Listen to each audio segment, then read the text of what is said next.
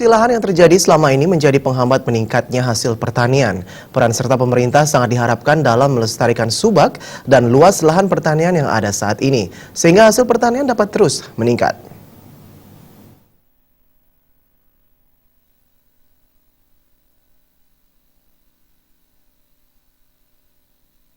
Maraknya alih fungsi lahan yang terjadi tentu akan mengurangi jumlah tanam para petani. Hal tersebut juga berdampak pada penurunan hasil pertanian. Menurut Kepala Balai Pengkajian Teknologi Pertanian Bali, Ngurah Bagus Kamandalu, alih fungsi lahan harus segera dihentikan guna melestarikan lahan persawahan yang ada. Saat ini banyak para petani yang menjual lahannya sehingga hasil dari para petani menjadi sedikit. Pemerintah juga harus memberi subsidi bagi para petani dalam proses produksi dan pemasaran hasil pertanian sehingga para petani tidak merasa rugi pada saat panen. Kegiatan di pertanian tanaman pangan itu menguntungkan, cuma yang selalu istilahnya kurang liuman, jadi kurang banyak dapat karena rata-rata 0,3 hektar.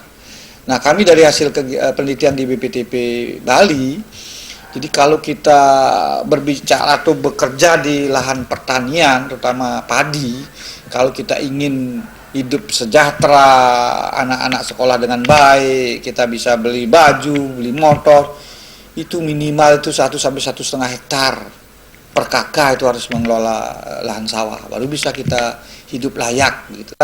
Kami harapkan provinsi, kabupaten harus ada semacam gebrakan seperti kami dengar di Kodia itu akan membuat semacam lahan tanaman pangan abadi, sehingga mungkin PBB dan sebagainya itu dibayar oleh Pemda.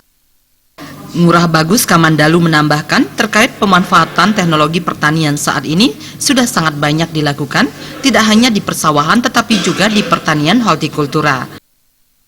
Bayudi, Bali TV.